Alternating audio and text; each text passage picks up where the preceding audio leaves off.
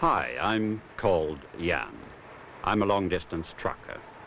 For years I was a sailor, but then I started raising a family and left the sea. Now I drive for a Norwegian trucking company based out of Sandefjord. I still travel a lot, only now I'm the captain. It's a good job, and I like the combination of freedom and responsibility that goes with it. Sure, it gets a little monotonous at times, driving mile after mile all on my own. But you know, I like getting out and seeing the world, and that's a certainty in this job, with no two runs being alike. One day I'm up in the mountains and snow of Norway. The next, well, here I am, heading for the deserts and palm trees of the Middle East. But now I'm getting ahead of the story.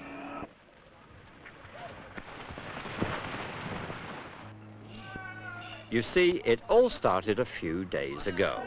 There I was, relaxing in the mountains with my family, while at the same time, a long way off, something was happening.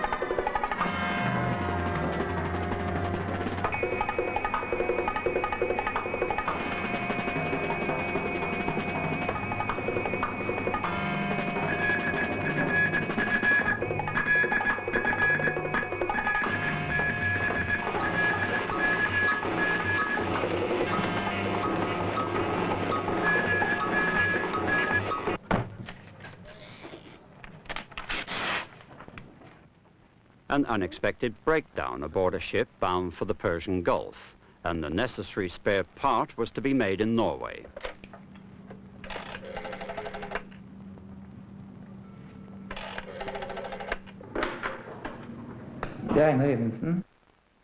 Then it had to be gotten to Dubai, where the ship could pick it up while en route into the Persian Gulf. I was given the job of seeing the new part got to Dubai on time. We'd scheduled a run there anyway, and we're in the middle of preparing a maiden trip along what's been called the world's longest truck route. That is the Dubai Road Express, stretching 6,000 miles in each direction. But the breakdown on board the ship meant things became a little more hairy.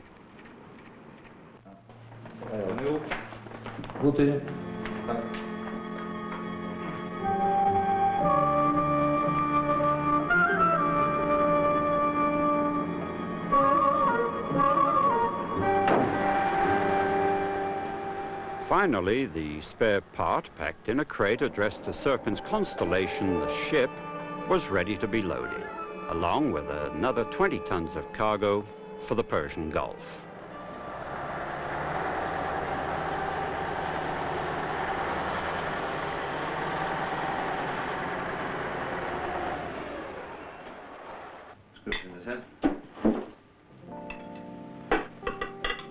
A final meal with the family, the last for some time.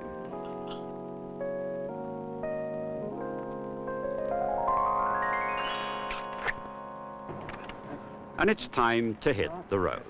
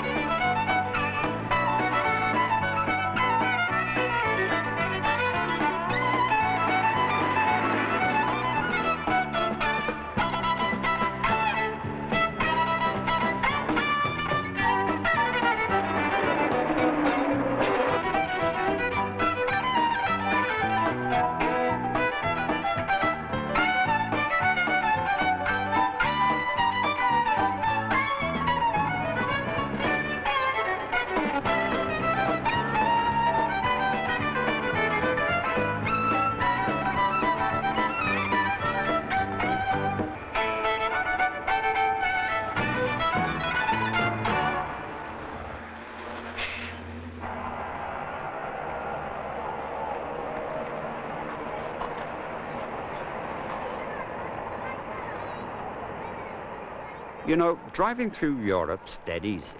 It's just like driving in a parade. Just about anyone can do it. But after a couple of days, you're in Turkey, and this is where the trip really starts.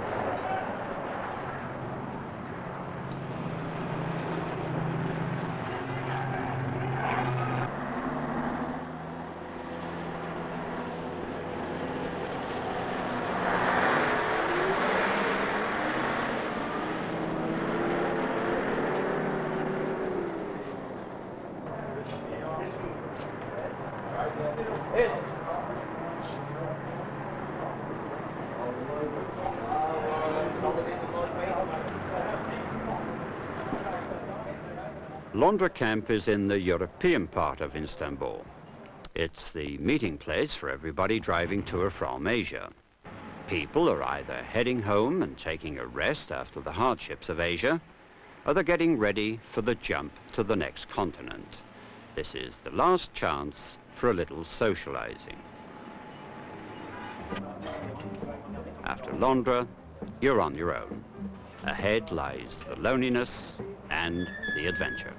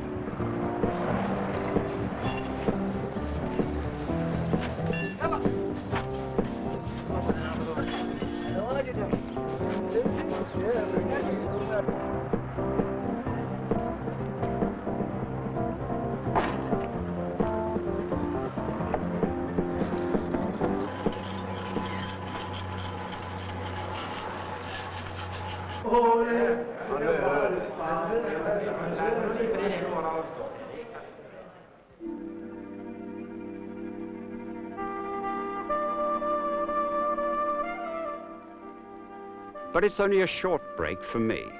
Somewhere there's a ship waiting for me and the crate I'm carrying, and there's no room for delay.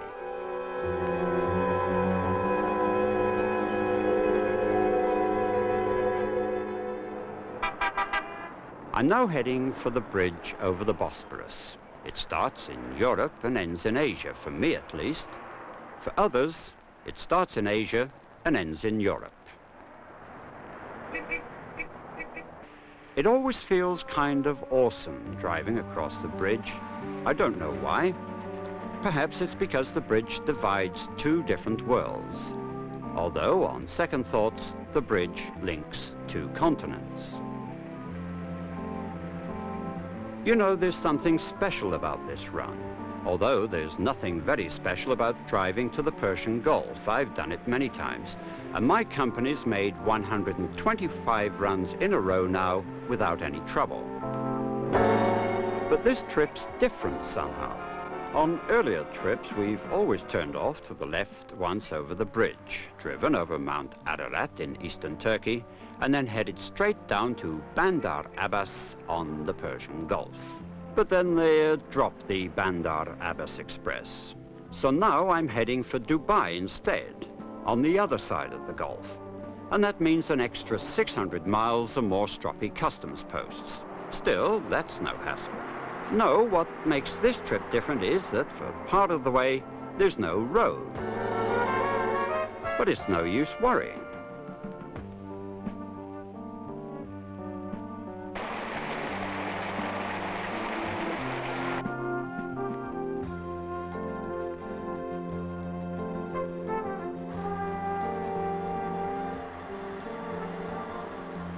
Right now, I've got to reach Doha, and that's a nice little run of 2,000 miles. But at least I'll have a road all the way, thank God.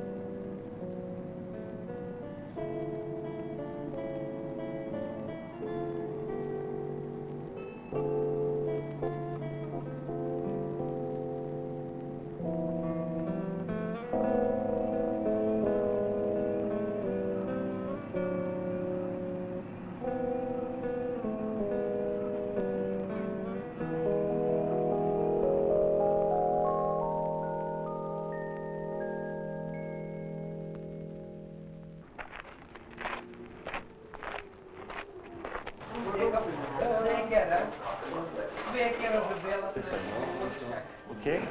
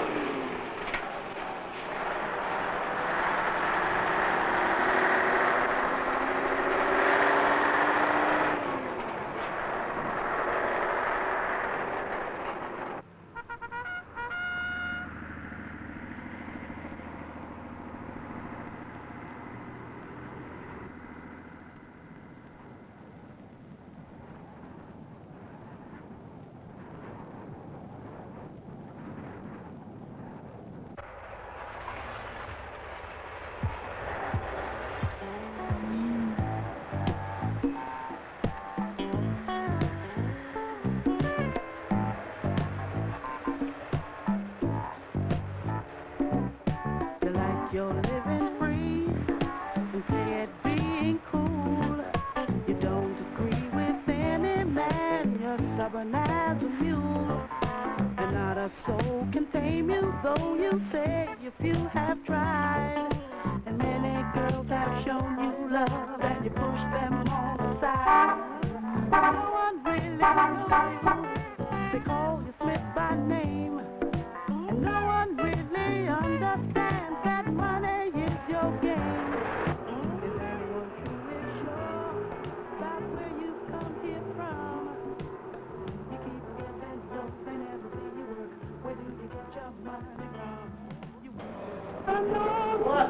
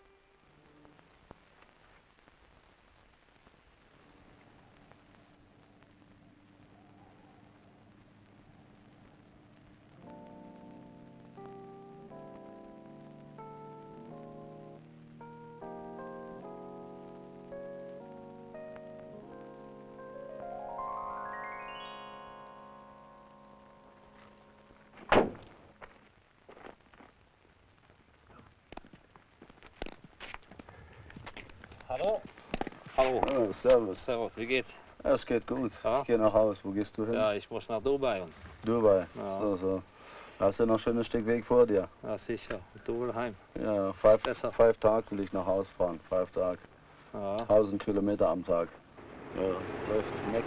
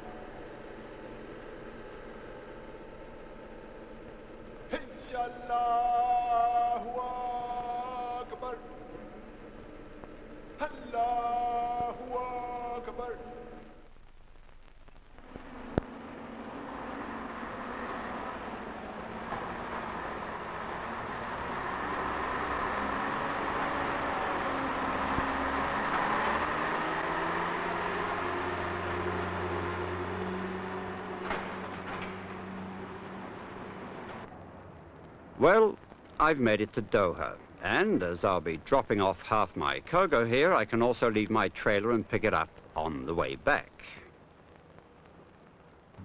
But the rest's got to get to Dubai. First, there's 60 miles of asphalt. After that, nothing. Nothing but trackless desert. Miles and miles of loose sand and sweltering heat. With no map and no road signs, there's a very good chance of getting lost and no chance of help if something should happen.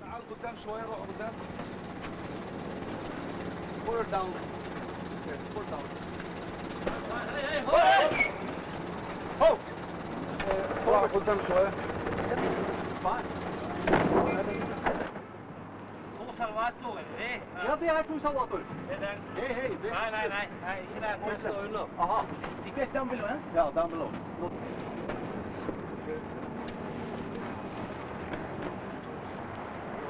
How many now, Mr. Közel?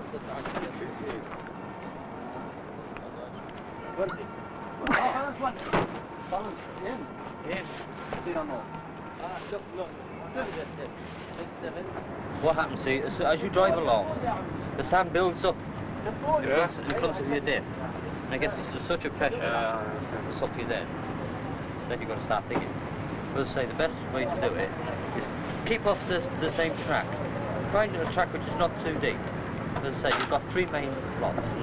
You've got one, say, about 5 kilometres long. The next one is only about 100 On yards. trips like this, it's vital to get as much good advice as possible. This guy knows quite a bit about the desert and warns me about some tricky spots.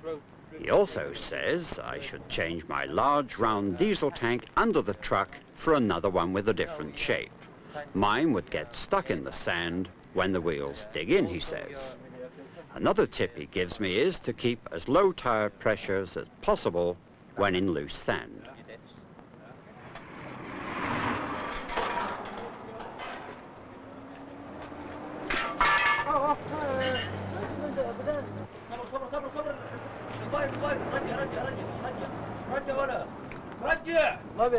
ما بيرجع بيت ما يشوف راسه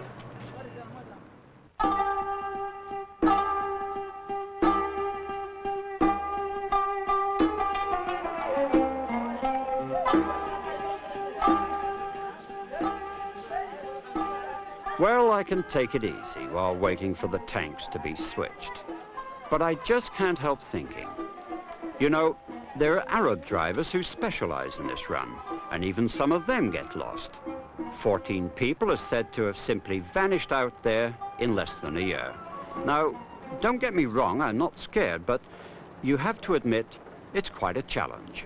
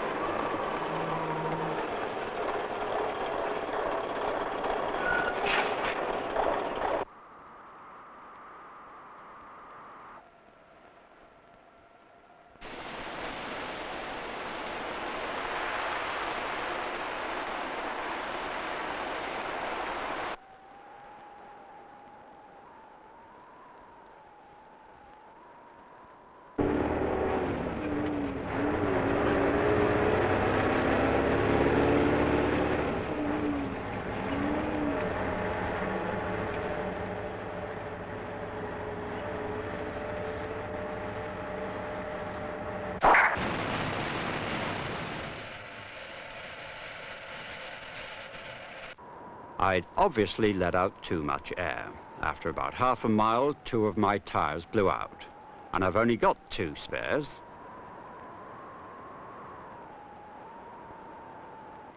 Don't ask me why I set up the Norwegian flag in the sand. I've no idea. I guess I just panicked a bit and hoped the flag would give me some reassurance. Perhaps I thought I'd landed on the moon and wanted posterity to know that the first man on the moon with a truck was a Norwegian. I certainly felt like an explorer.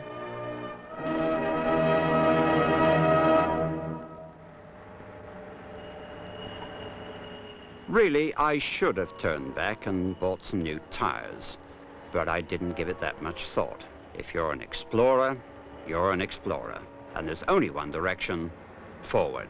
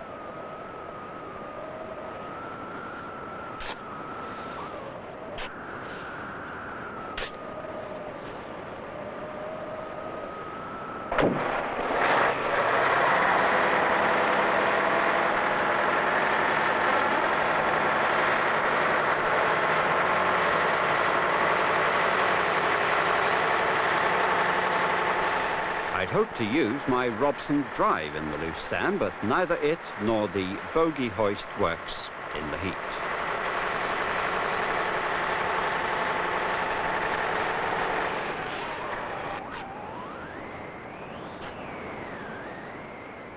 I once figured out that it's about 30 million feet from Oslo to Dubai.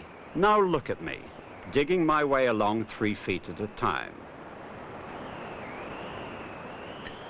I wonder how long it would take me if I had to dig all the way from Norway to here.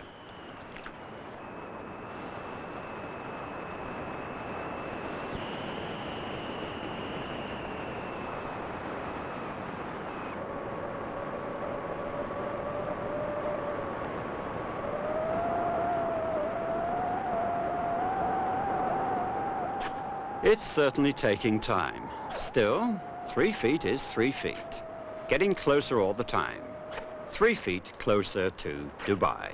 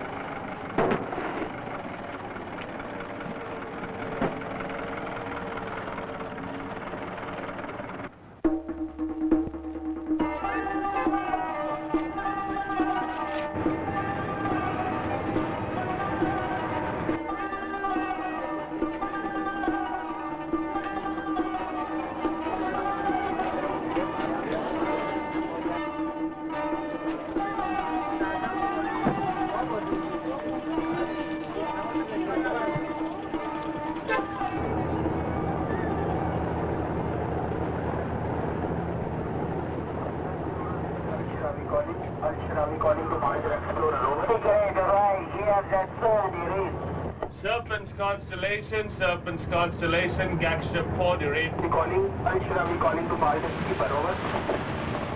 Hello, Serpent's constellation, Gagship 48.